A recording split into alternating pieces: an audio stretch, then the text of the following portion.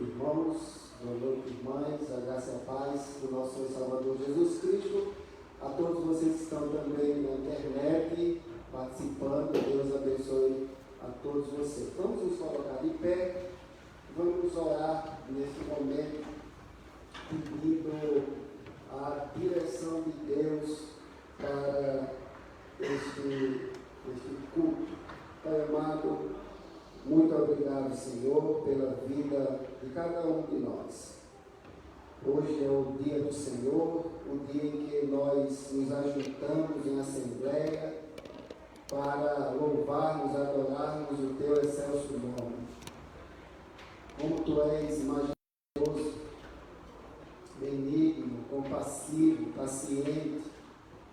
Tu és o Deus que sara, que cura, que liberta.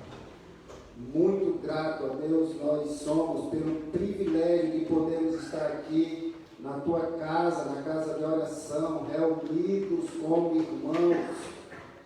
Fala ao nosso coração nesta noite, Senhor.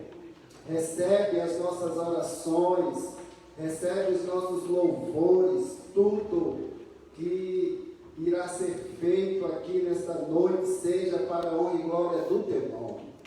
Pois importa que Tu cresça e que nós diminuamos. Aquieta o nosso coração, que nós possamos estar com as nossas mentes cativas ao trono da Tua glória, da Tua graça. Não nos deixes, ó Deus, mas que adoremos ao Senhor em espírito e em verdade, porque só Tu és digno de toda a honra e toda a glória. É assim que eu te oro, em nome de Jesus. Amém.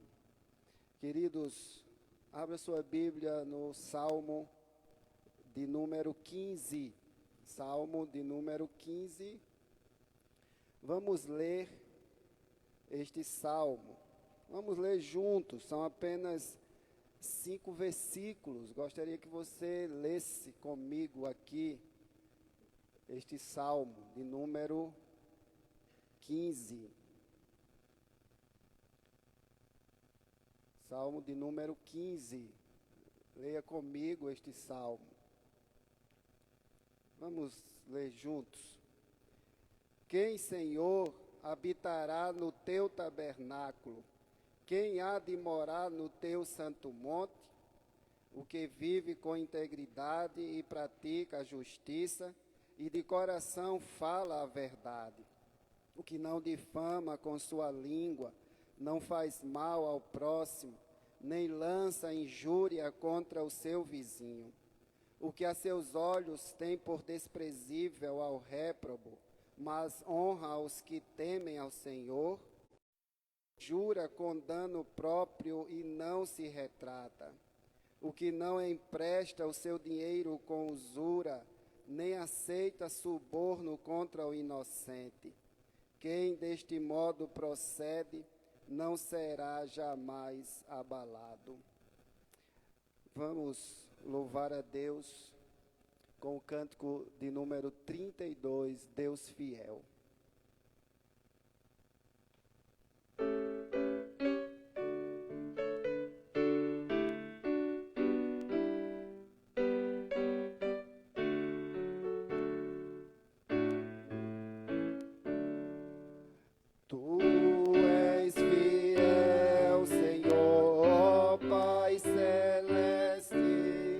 Teus filhos sabem que não falharás.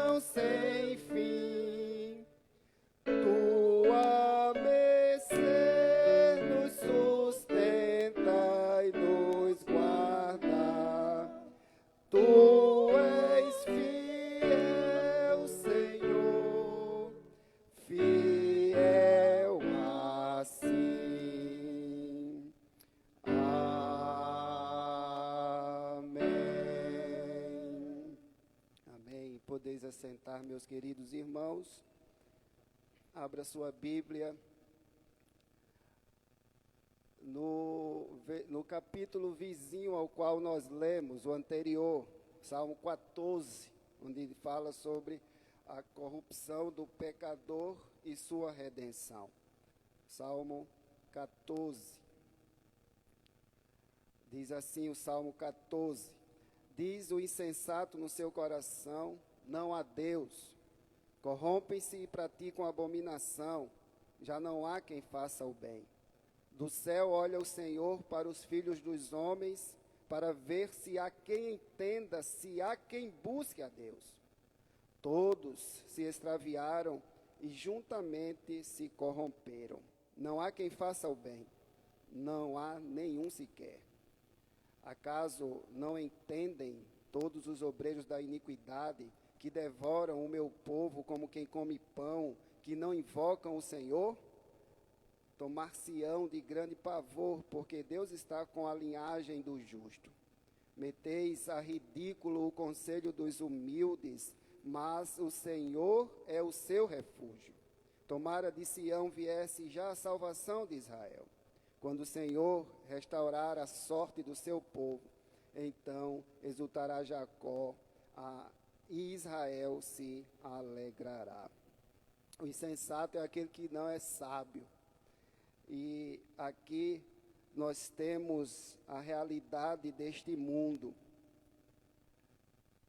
Ninguém há que queira buscar a Deus. Vivemos em um mundo em que, se não for pelo poder de Deus, pelo poder do Espírito Santo de chamar, de atrair para Cristo Jesus os seus eleitos, nenhum homem busca por si mesmo a Deus. Paulo, em suas cartas, ele deixa isso bem claro, que todos nós nascemos pecadores, todos nós carecemos da glória de Deus, carecemos da misericórdia de Deus, da graça de Deus. E tudo é graça. Se respiramos, é graça. É favor imerecido. É Deus nos sustentando com a sua mão poderosa. Neste momento, convido você a curvar sua cabeça. E você e Deus somente. Esqueça quem está do seu lado, quem está à sua frente, atrás. Ore nesse momento. Vamos pedir perdão a Deus pelos nossos pecados, pois nós cometemos por palavras, ações, pensamentos e omissões. E depois de um breve momento em silêncio, eu convido o presbítero André a romper o silêncio e orar, intercedendo por todos nós.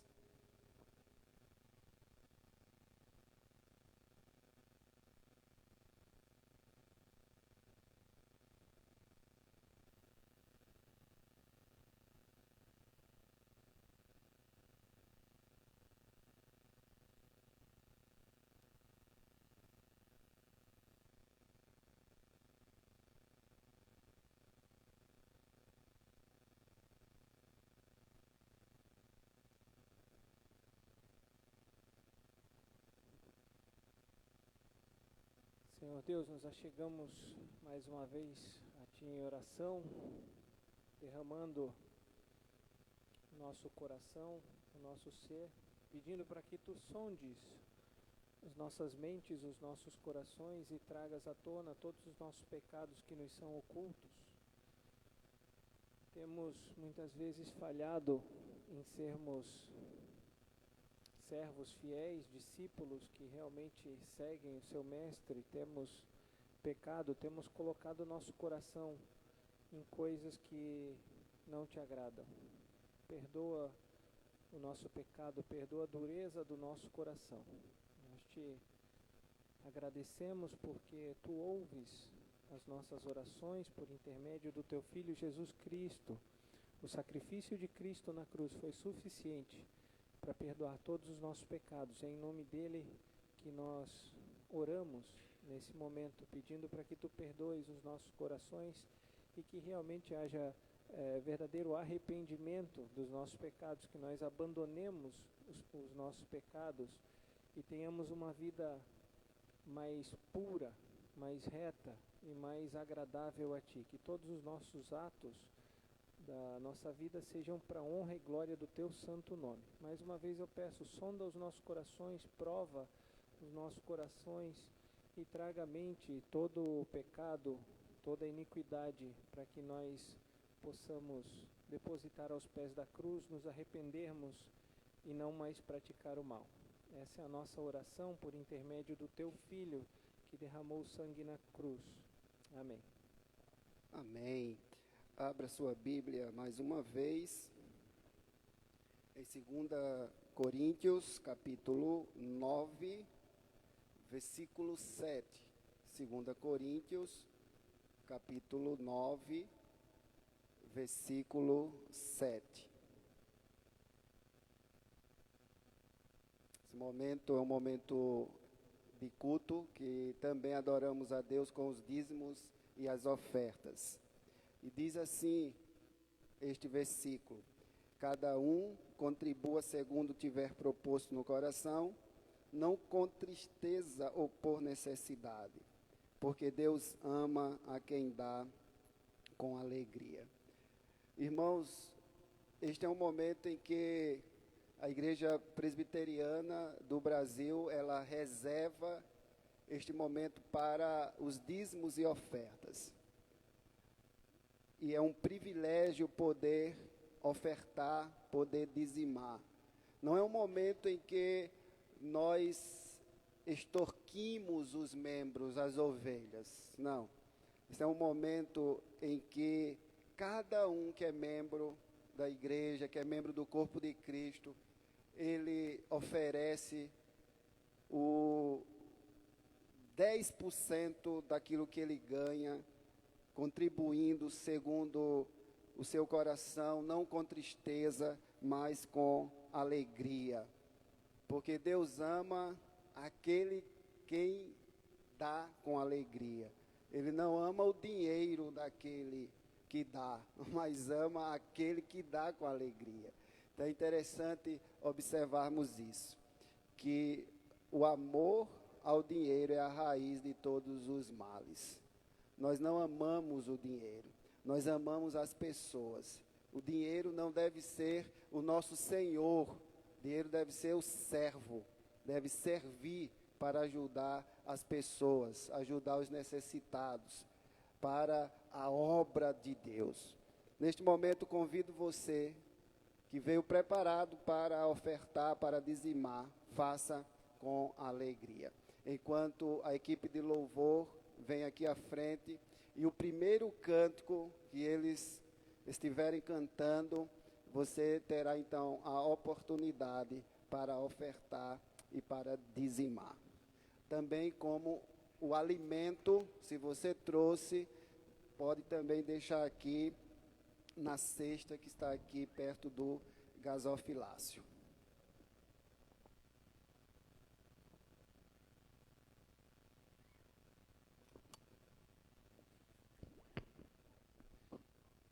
Vamos colocar em pé, irmãos? Estaremos cantando o cântico Oferta de Amor.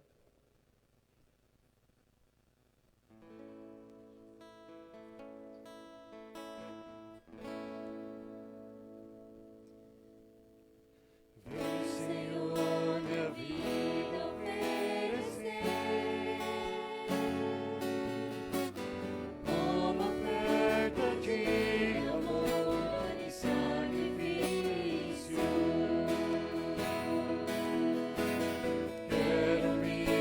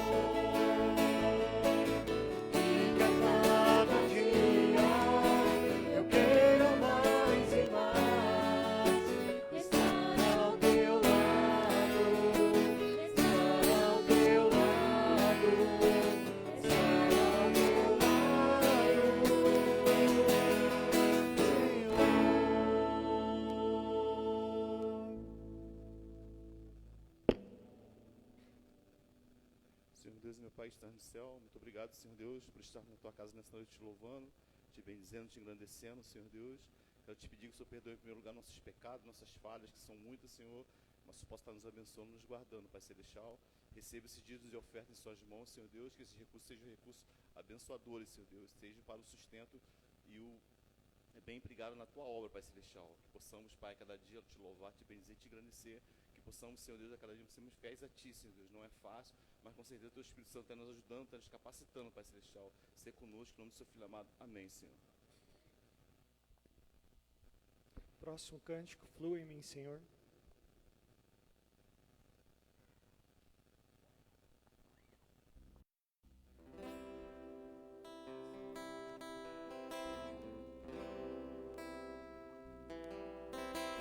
Flua em mim, Senhor, a tua graça. Flua em mim, Senhor, o teu amor. Flua em mim, Senhor, a tua vida. Flua em mim, Senhor, o teu perdão. Flua em mim, Senhor, a tua graça. Flua em mim, Senhor, o teu amor. Flua em mim, Senhor, a tua vida. Flua em mim, Senhor, o teu perdão.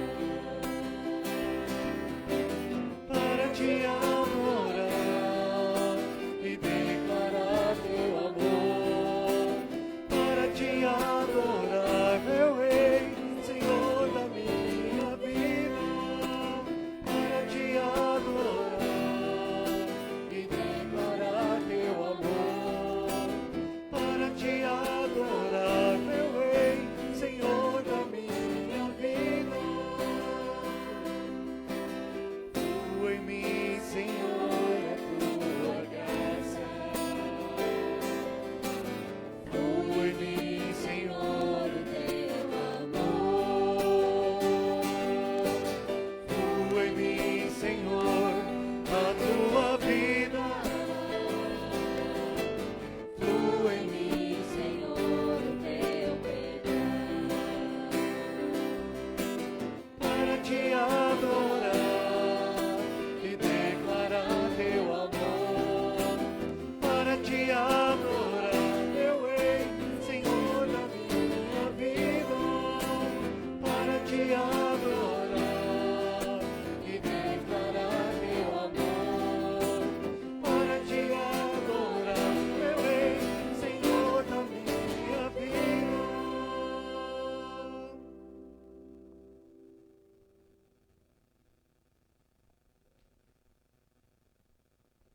Próximo cântico, não há Deus maior.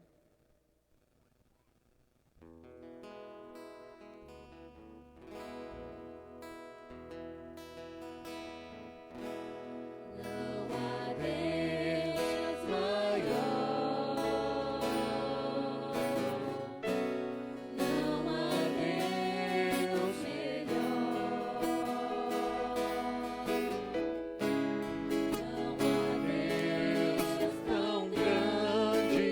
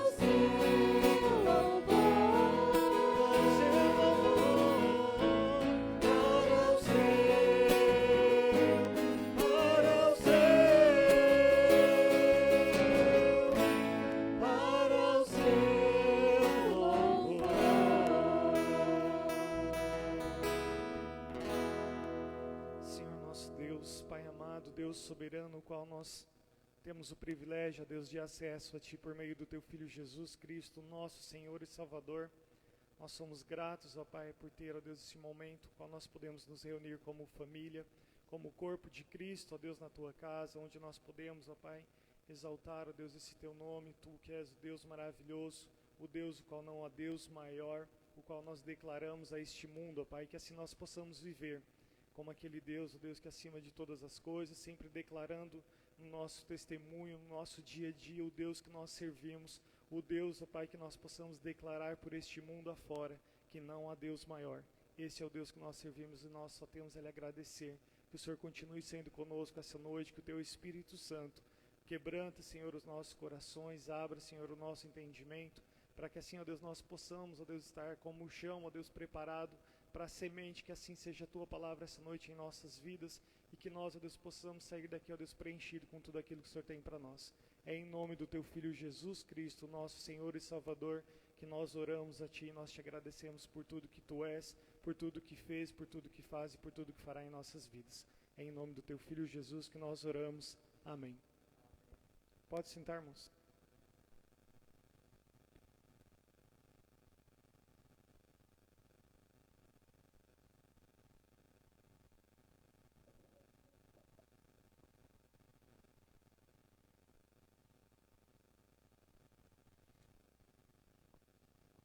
Abra sua Bíblia em Marcos capítulo 3, versículos do 13 ao 21. Lembrando aos irmãos que estamos trazendo uma série de mensagens neste Evangelho de Marcos. Evangelho de Marcos, capítulo 3, versículos do 13 ao 21. Gostaria de partilhar com os irmãos sobre o padrão dos ministros do Evangelho. Esse texto vai falar muito sobre nós, ministros do Evangelho. Marcos 3, versículos 13 ao 21. Depois subiu ao monte e chamou os que ele mesmo quis, e vieram para junto dele. Então, designou 12 para estarem com ele e para os enviar a pregar e a exercer a autoridade de expelir demônios. Eis os 12 que designou: Simão, a quem acrescentou o nome de Pedro, Tiago, filho de Zebedeu, e João, seu irmão, aos quais deu o nome de Boanerges, que quer dizer filhos do trovão. André, Filipe, Bartolomeu, Mateus, Tomé, Tiago, filho de Alfeu, Tadeu, Simão, o Zelote, e Judas Iscariotes, que foi quem o traiu. Então ele foi para casa. Não obstante, a multidão afluiu de novo, de tal modo que nem podiam comer. E quando os parentes de Jesus ouviram isto, saíram para o prender, porque diziam: está fora de si. Pai, muito obrigado pela leitura de Tua santa palavra. Pedimos neste momento que através dela e pela iluminação do Teu Espírito Santo, o Senhor fale ao nosso coração nesta noite, e que não saiamos daqui da mesma forma como entramos. Importa que Tu cresças e que nós diminuamos. É assim que eu te rogo, em nome de Jesus. Amém. O começo desta passagem descreve, como vocês muito bem observaram, descreve aqui a nomeação dos 12 apóstolos. E esse acontecimento no ministério de nosso Senhor Jesus Cristo, pelo menos deveria ser lido por nós com bastante interesse, com profundo interesse. Pois aqui nós temos vasta lição de benefícios que aqueles poucos homens conferiram à humanidade. E os nomes de alguns pescadores judeus são conhecidos, apenas não só conhecidos, mas amados por milhões de pessoas por todo o planeta, por todo o globo terrestre, ao passo que os nomes de muitos reis e homens ricos têm se perdido e esquecido ao longo da história.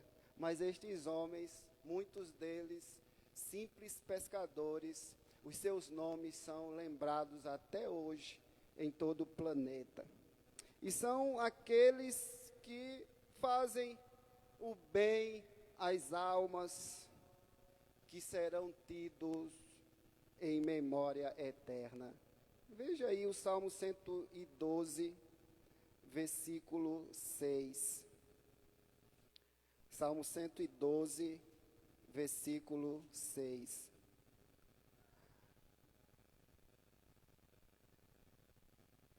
Quando o salmista fala da vida piedosa, as promessas da futura vida dos piedosos. Então, os homens piedosos são homens ditosos, que a sua vida não será jamais abalada, ele terá tido em memória eterna. Então, são estes homens e mulheres. Quando eu me referi a homem, entenda-se também mulheres, né? Para não ter um sexismo aí, né? Então, homens e mulheres, homens piedosos, mulheres piedosas, estas são aquelas que terão a memória eterna. Homens e mulheres de Deus, assim como estes 12 apóstolos. Em primeiro lugar, à luz deste texto, eu gostaria que você observasse aqui que quantos dos 12 apóstolos eles foram chamados para ser discípulos antes de haverem sido ordenados como apóstolos. E há pelo menos 6 dentre os 12. Há pelo menos 6 cuja chamada inicial para seguir a Cristo é registrada nos evangelhos. E são eles, Pedro e André, Tiago e João, Filipe e Mateus. Resumindo, há pouca dúvida de que 11 dentre os 12 apóstolos de nosso Senhor converteram-se antes de serem ordenados ao apostolado. E o mesmo, irmãos queridos, devem acontecer com os ministros do Evangelho, com todos os ministros do Evangelho. É possível ter ministro do Evangelho que não seja convertido? É possível, é possível. Assim como tem ovelhas que estão na igreja, como eu falei hoje pela manhã, pessoas dentro da igreja e perdidas, na casa do Pai e perdida, sem saber quem é, sem saber de onde veio, sem saber para onde vai, sem saber o seu papel dentro do corpo de Cristo. Então, não é diferente com os ministros do Evangelho. Os ministros do Evangelho devem ser homens que, primeiramente, são chamados pelo Espírito Santo, antes de terem sido separados para esta grandiosa tarefa de ensinar a palavra de Deus. E eu estou no meio disso. Antes de sermos ministros, precisamos ser homens que foram separados por Deus, chamados por Deus, iluminados pelo Espírito Santo de Deus. Queridos, a regra deve ser idêntica àquele que envolveu os apóstolos. Primeiro é a conversão, e aí sim a ordenação. A ordenação. É importante que o ministro seja convertido. É importante. Porque ele vai cuidar de ovelhas, apacentar um rebanho que não é dele, que é do Senhor, que é do Supremo Pastor Jesus Cristo. Então veja que trabalho árduo, que trabalho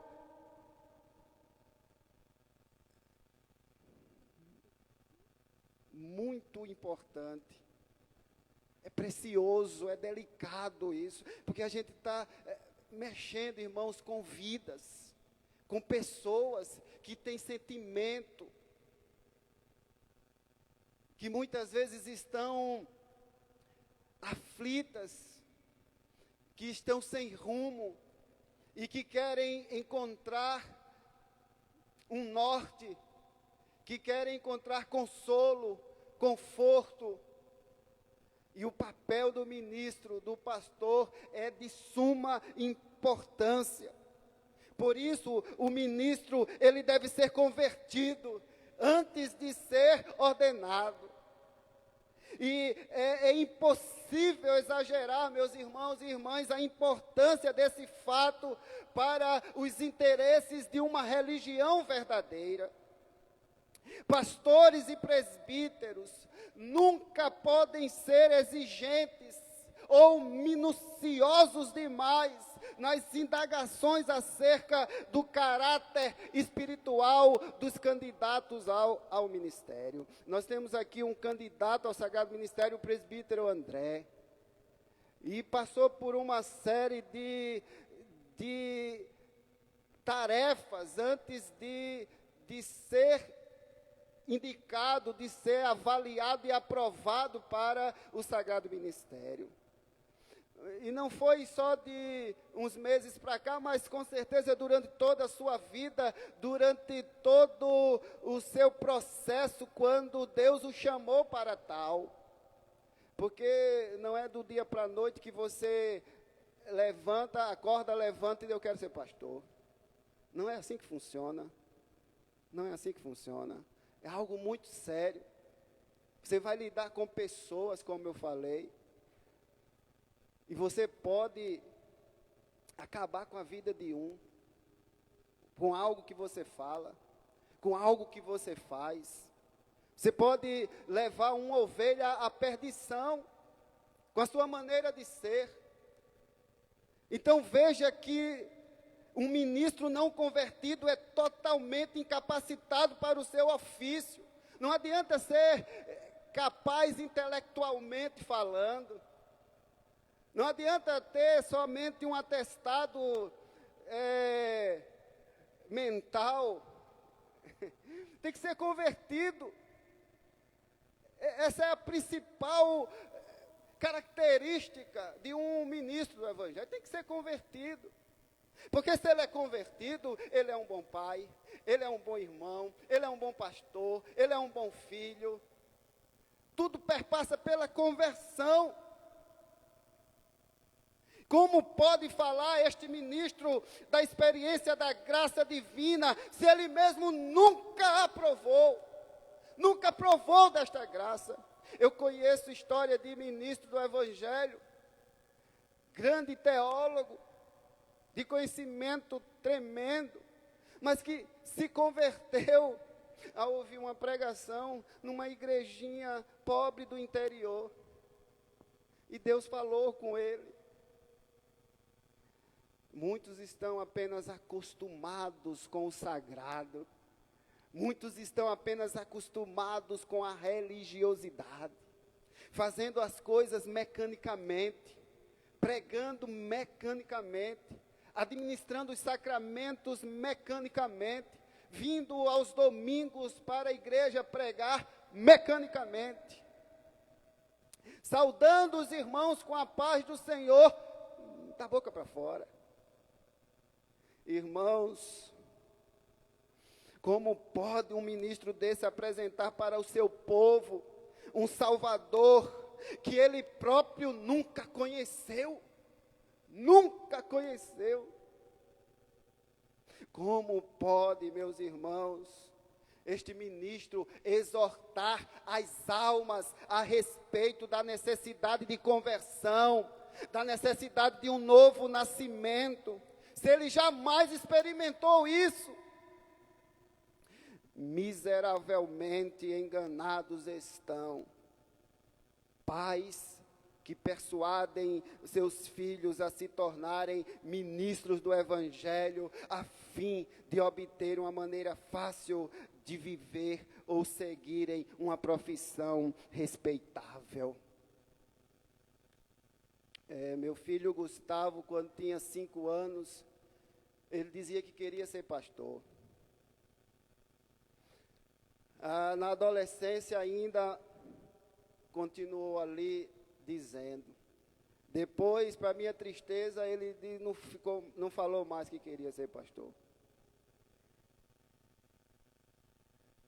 E eu apenas me conformei e disse assim para ele: seja o que você for, na profissão que você escolher, antes de tudo, seja um homem convertido, lavado e remido pelo sangue do Cordeiro. Porque não adianta querer ser um pastor para agradar ao pai.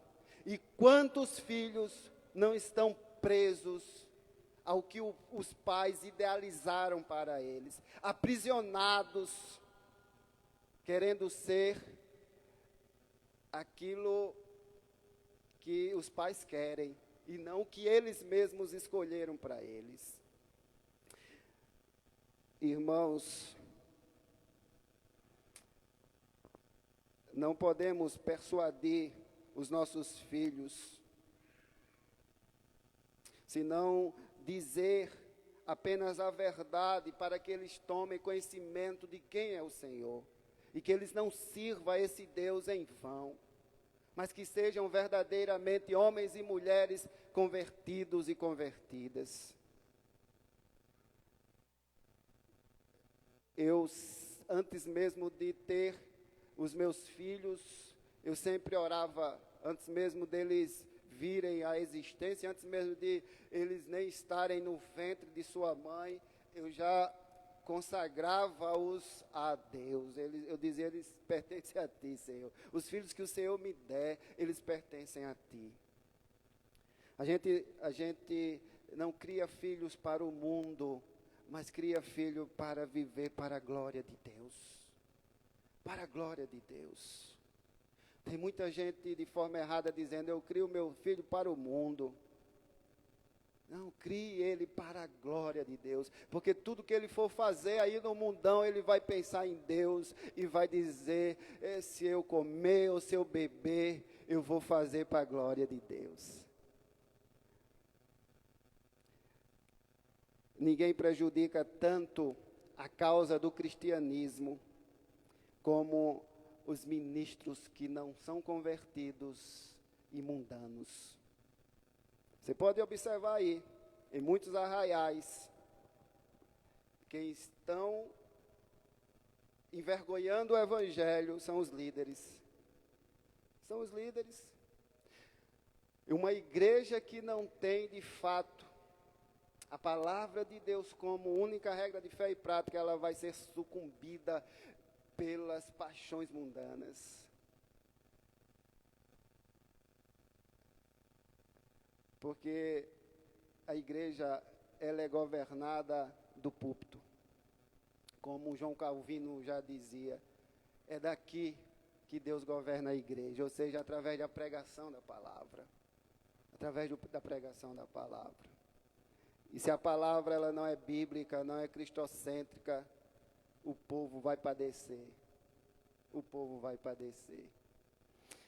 Irmãos, estes ministros não convertidos e mundanos, eles são estímulos para os incrédulos. Eles são uma satisfação para o diabo e uma ofensa a Deus. É isso que esses ministros são. Mas em segundo lugar, eu chamo sua atenção aqui para a natureza do ofício destes apóstolos que foram ordenados. Veja nos versos 13 e 14, Os versos 13 e 14, ele nos mostram aqui que depois que subiu ao monte e chamou os que ele mesmo quis e vieram para junto dele, então designou 12 para estarem com ele, para os enviar a pregar. E o verso 15 diz também, a exercer a autoridade de expelir demônios. Então observe aqui, nestes pontos, que Jesus fala para pregar, para ensinar, para expelir demônios, para curar. Veja que estes pontos são essenciais, eles contêm muita instrução. Os 12 apóstolos aqui de nosso Senhor, sem dúvida, formavam uma classe seleta de homens. E ao morrerem, eles não deixaram sucessores. Não existem, irmãos, hoje apóstolos. Tem gente aí se autodenominando apóstolo. Este ministério cessou. Não houve sucessão. Estrita aqui, e literalmente falando, não existe algo como a sucessão apostólica. Ninguém pode ser legitimamente chamado de sucessor dos apóstolos, a menos que também seja capaz de operar milagres, seja capaz de ensinar de modo infalível, conforme os apóstolos o fizeram. Porque a característica de um apóstolo era essa. Era ser testemunha ocular daquilo que Jesus fez. E também eles operavam milagres assim como Cristo operava. E ao dizermos isto, meus irmãos, não podemos esquecer que quanto a muitas coisas os apóstolos foram escolhidos com o propósito de servir de padrão, de servir de modelo para nós que somos ministros do Evangelho. E com isso em mente, mantendo isto em mente, poderemos aqui extrair as mais úteis lições desta passagem no que concerne aos deveres dos ministros. E é importante que vocês conheçam os nossos deveres, os deveres de um ministro fiel à palavra. Porque a semelhança dos apóstolos, o ministro fiel, ele deve manter-se uma íntima comunhão com Cristo. Ele deve estar mais com Cristo. A comunhão dele deve ser com o Filho. Veja aí 1 João, capítulo 1, versículo 3.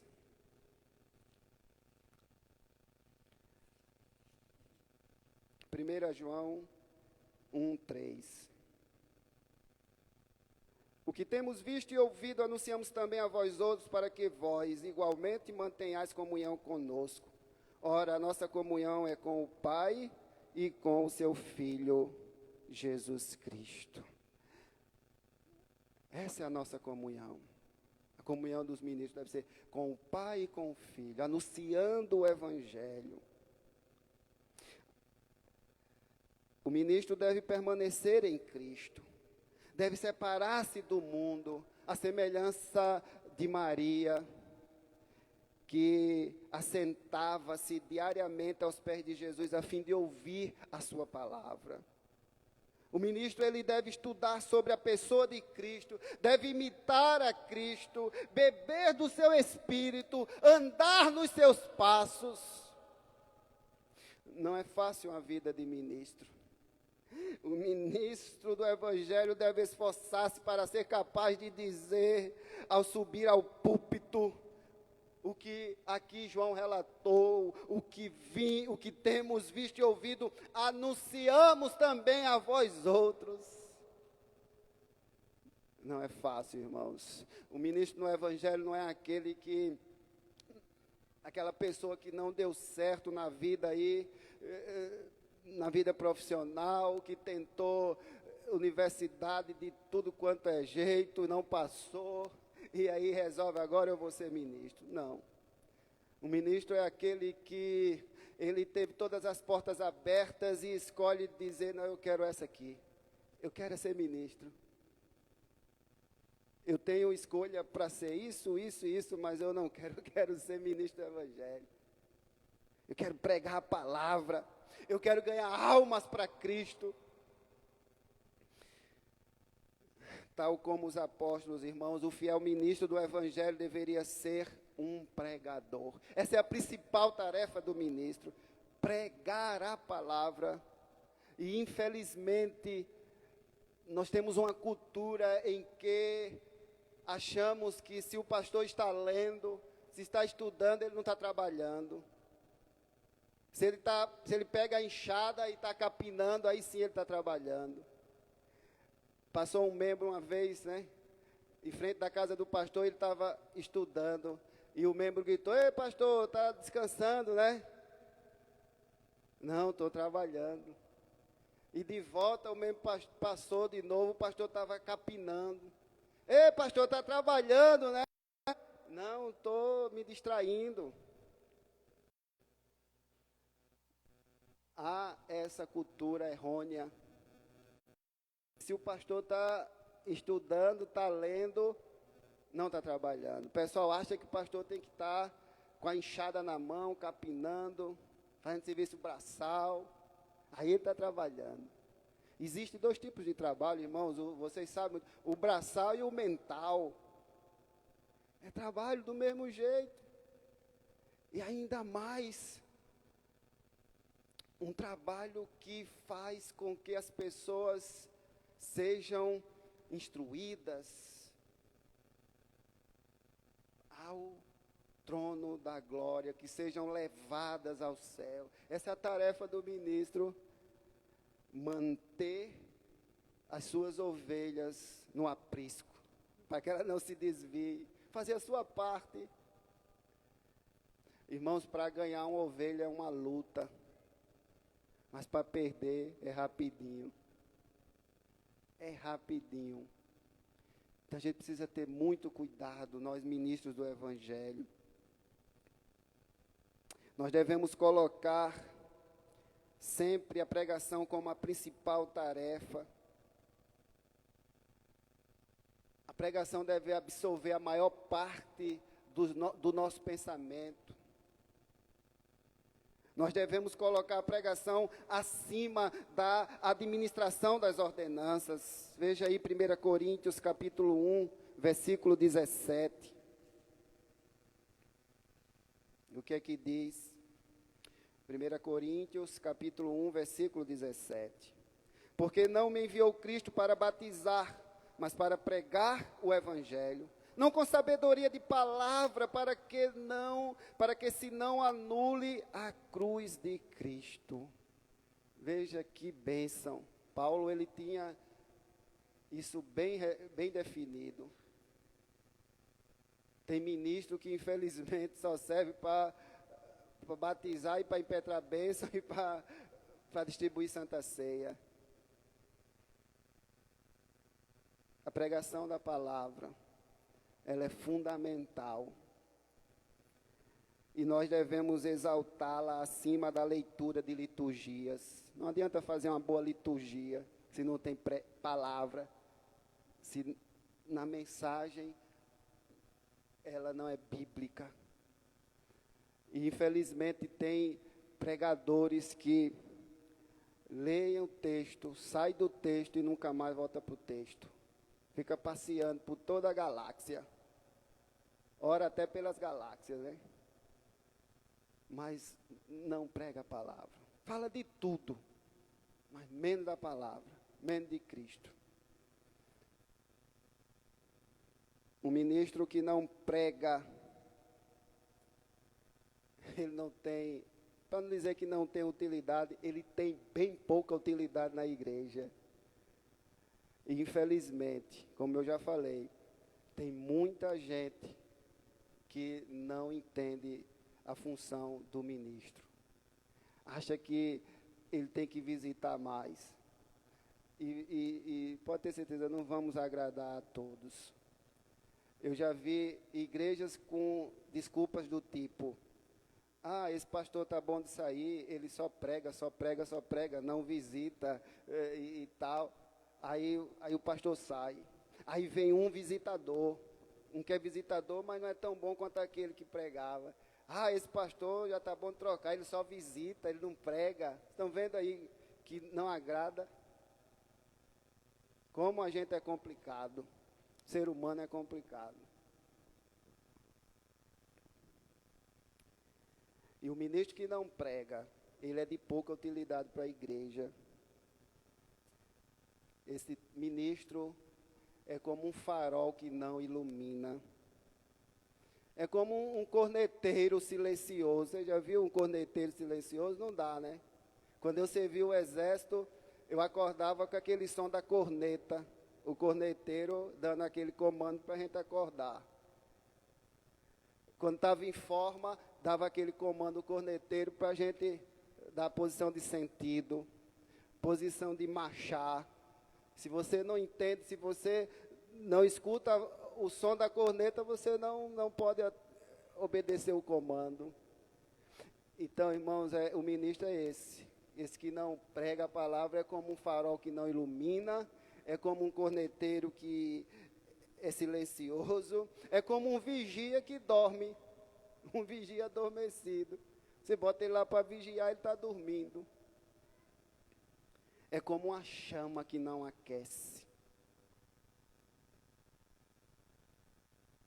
A semelhança dos apóstolos, o fiel ministro deve trabalhar, deve praticar o bem, de todas as formas possíveis. Embora nós não possamos curar os enfermos, devemos procurar aliviar as tristezas, aumentar a felicidade entre todos aqueles com quem nós tivermos relacionamento.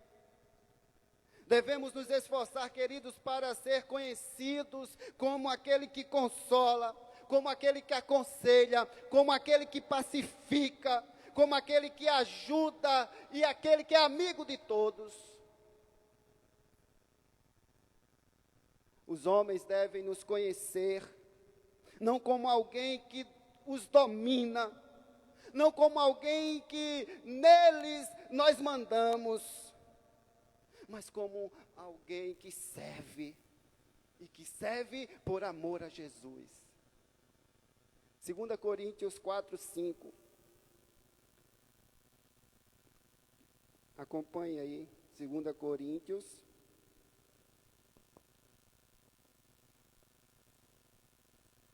4:5. Porque não nos pregamos a nós mesmos, mas a Cristo Jesus como Senhor, e a nós mesmos como vossos servos por amor de Jesus. Olha aí, outra vez o apóstolo Paulo. O ministro não deve pregar a si mesmo, mas a Jesus, como ele sendo servo de Cristo. Tal como os apóstolos, o ministro fiel do Evangelho deve fazer oposição a todas as obras do diabo. Embora não seja chamado hoje para expelir demônios, nós devemos estar sempre prontos para resistir às astúcias de Satanás, aos ataques de Satanás.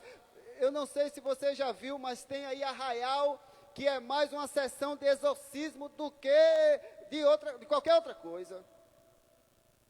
O pregador fala mais de Satanás, expulsa mais demônios do que fala de Jesus Cristo. E perguntaram certa feita, olha, na tua igreja não expulsa demônio? Sim, só que os demônios não aparecem. Porque a gente fala de Cristo. A gente não fica chamando demônio. Mas se aparecer, a gente expulsa, em nome de Jesus. Mas o nosso papel não é expelir demônio, é pregar a palavra. E a palavra liberta. Ela liberta. Então, meus irmãos queridos,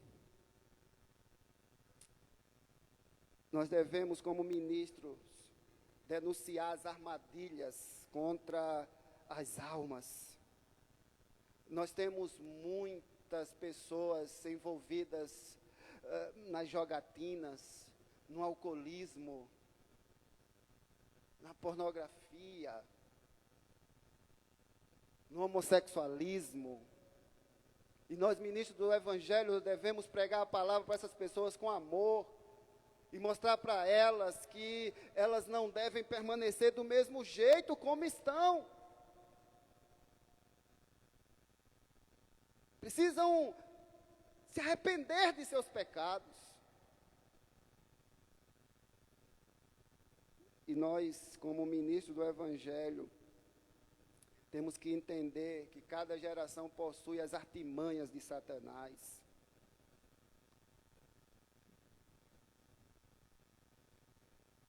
Precisamos estar prontos para confrontar o diabo e para oferecer resistência a ele. E fazemos isso quando nos voltamos para Cristo. Quão grande é a responsabilidade dos ministros do Evangelho. Quão pesada será a sua tarefa, se de fato estiverem cumprindo o seu dever. Se de fato nós estivermos cumprindo nosso dever como ministros, é pesada a tarefa. É pesada. Precisamos muito das orações dos irmãos. Precisamos muito da oração dos irmãos e das irmãs. Porque não é fácil. Para que nós sejamos fortalecidos. Pois não admira que o apóstolo Paulo tenha solicitado tantas vezes às igrejas: orai por nós. Orai por nós. Em último lugar, queridos, temos aqui o zelo de nosso Senhor Jesus Cristo, que foi mal compreendido pelos seus adversários. Nós somos aqui informados que saíram para prender a Jesus. O verso 21. E quando os parentes de Jesus ouviram isto, saíram para o prender, porque diziam: está fora de si. Neste fato aqui, nada existe que nos surpreenda. 2 Reis, capítulo 9, versículo 11, fala do profeta que foi ungir a Jeú. Ele foi chamado de louco. Festo disse a Paulo em Atos 26, 24, estás louco. Nós vamos ser chamados de loucos, de fanáticos. E poucas coisas demonstram mais abertamente a corrupção da natureza humana do que a incapacidade dos homens compreenderem o zelo religioso. Muitas vezes nós vamos ser chamados de puritanos, de pessoas alienadas. O zelo para com o dinheiro, o zelo para com a ciência, a guerra, o comércio ou os negócios é algo inteligível para o mundo, é algo aceitável. Se você for zeloso com a ciência, com o dinheiro, com guerra, isso é normal para o mundo, isso é admissível para o mundo, isso é louvável. Todavia, meus irmãos, se o zelo for relacionado à religião, com grande frequência, nós seremos considerados como insensatos, como fanáticos, como sendo pessoas de mentes débeis, fracas. Se um homem chegar a prejudicar a sua saúde por causa dos estudos, ou pela excessiva atenção aos seus negócios, nenhuma falta lhe será atribuída, mas dirão: ele é um homem cuidadoso, ele é um homem diligente, ele é um homem trabalhador. Porém, se alguém se desgastar na pregação da palavra, ou se passar todo o tempo fazendo bem às almas, este alguém vai ouvir, sabe o quê? Ele é um radical, é uma pessoa puritana, é uma pessoa demasiadamente correta. pode ter certeza, o mundo continua inalterado. O mundo continua inalterado. 1 Coríntios 2:14. As coisas do Espírito sempre serão loucura para o homem natural. Pode ter certeza disso. O homem natural não entende as coisas de Deus. É loucura para eles as coisas de Deus. Não deixemos, meus irmãos, a nossa fé abalar-nos. Se tivermos de beber do mesmo cálice que nosso Senhor bebeu, não sejamos abalados. Por mais difícil que seja para a nossa carne e sangue, o não sermos compreendidos pelos nossos próprios parentes, devemos nos recordar que isso não é novidade. Porque veja aí no verso 21, foram prender a Jesus, saíram para o prender. E veja que os seus próprios parentes diziam o que com ele? Está fora de si. Está fora de si. Os próprios parentes. E não espere esse tratamento, não espere menos do que Jesus. Não espere ser tratado assim também, menos que Jesus. Não espere. E eu encerro. Por mais difícil que seja, irmãos, lembremos-nos das palavras de nosso Senhor em Mateus capítulo 10, versículo 37. Quem ama seu pai ou a sua mãe mais do que a mim, não é digno de mim. Quem ama seu pai e sua mãe mais do que a mim, não é digno de mim. Você ama mais Jesus, mais quem? Sua mulher, seu filho, sua esposa? Quem você ama mais? Seu marido do que a Jesus? Seu trabalho, o dinheiro? Então não é digno de servir a Jesus. Jesus conhece o gosto amargo de nossas provações. Ele sabe das minhas lutas e das tuas lutas. Ele sabe, ele te conhece. Ele sente por nós. E ele irá prestar a ajuda necessária a nós. Ele não nos abandona jamais. Ele não nos abandona. Suportemos com paciência as atitudes irracionais dos homens não convertidos. A exemplo do que fez nosso Senhor Jesus Cristo. Suportemos. Nós vamos passar também por isto. A arma de Satanás é essa. É a mentira. É a difamação. É a difamação. Isso acontece muito, pelo menos lá no meu estado, lá em João Pessoa, na Paraíba, época de eleição, o que é que os políticos faziam? Metia o pau um no outro, a difamar, que hoje chamam, para ficar mais bonito, fake news, né? Fake news para mim é mentira, já existia muito antes, é mentira. Então é isso que eles fazem, difamam um ao outro, denegridem a imagem um do outro, eles denigrem a imagem um do outro. É uma arma que eles usam para ganhar vantagem em cima um do outro. É assim que o diabo faz. Irmãos, tenhamos compaixão da cegueira destes que são incrédulos, da falta de conhecimento espiritual deles. Não os amemos menos por causa disso. A palavra de Deus nos ensina a pagar o mal com o mal, é isso? Não, pagar o mal com o bem. Amar os nossos inimigos, orar por eles.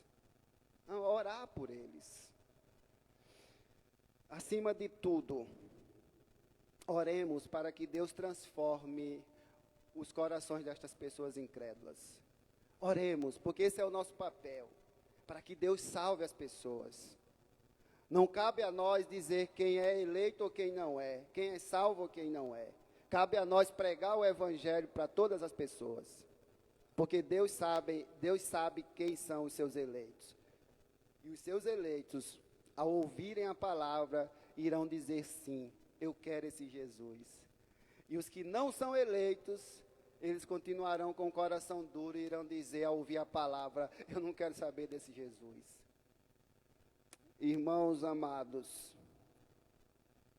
quem pode afirmar que as próprias pessoas que agora procuram afastar-nos de Cristo não serão algum dia novas criaturas, vendo todas as coisas por um prisma diferente e seguindo a Cristo? Você já teve essa experiência de alguém que lhe perseguiu no trabalho, um incrédulo, e você orou por ele, colocou a vida dele diante de Deus, e aquele que te difamava e que te perseguia agora é um irmão em Cristo junto contigo? Já passou por essa experiência? Então ore, irmãos, ore. Ore. Que Deus nos abençoe em nome de Jesus. Vamos nos colocar de pé. Vamos cantar o hino de número 120, Careço de Jesus.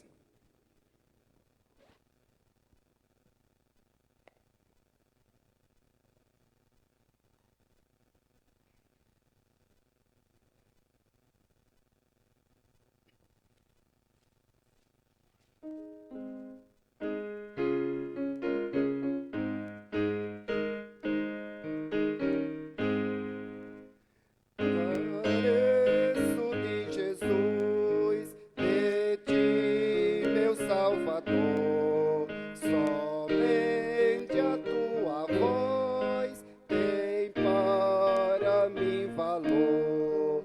De ti, Senhor, careço, do teu amparo sempre, ó, dá-me tua bênção, aspiro a ti.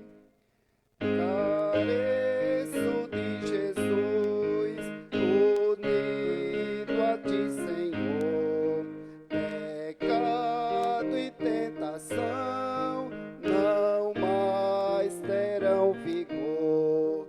De ti, Senhor, careço, do teu amparo sempre. Dá-me tua bênção, aspiro a ti. Careço de Jesus, nas trevas e na luz. Sem ti a vida é vã, sou pobre sem Jesus. De ti, Senhor, careço, do teu amparo sempre, ó, dá-me tua bênção, aspiro a ti.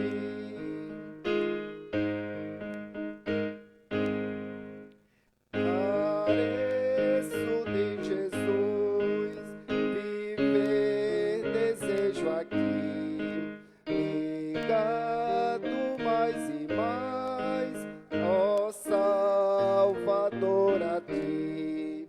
De ti, Senhor, careço, do teu amparo sempre, ó, dá-me tua bênção, aspiro a ti. Amém. Vamos orar? Eu convido o nosso irmão Fernando a fazer esta oração final, e depois da oração do nosso irmão Fernando, impetrarei a bênção apostólica e cantaremos assim o tríplice amém.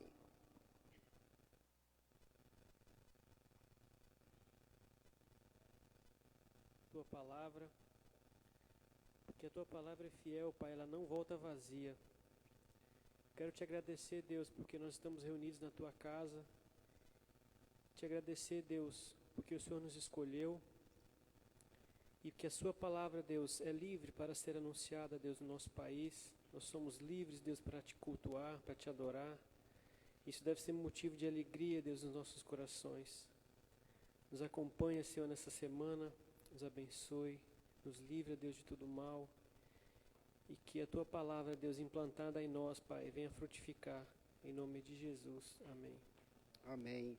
Que a graça do nosso Senhor e Salvador Jesus Cristo, o amor de Deus, o nosso eterno e misericordioso Pai, que a comunhão e as consolações do Espírito Santo seja conosco hoje e sempre. Amém. Amém. Amém. Amém.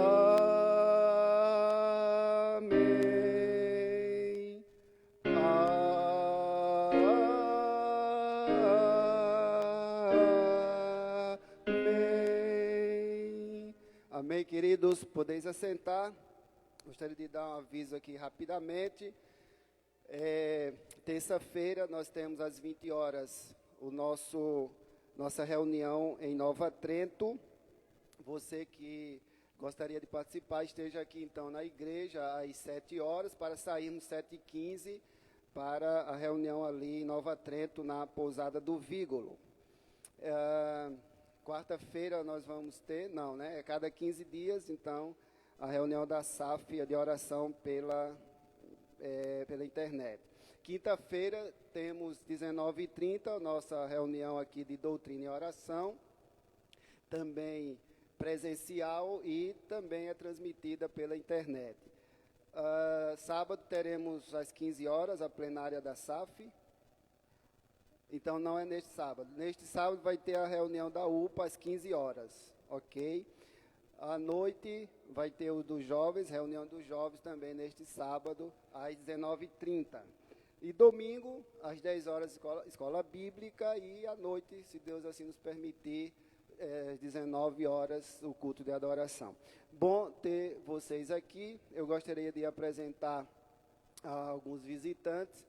Temos, na verdade, 3 visitantes, e à medida que eu for chamando o nome, eu gostaria que eles ficassem de pé.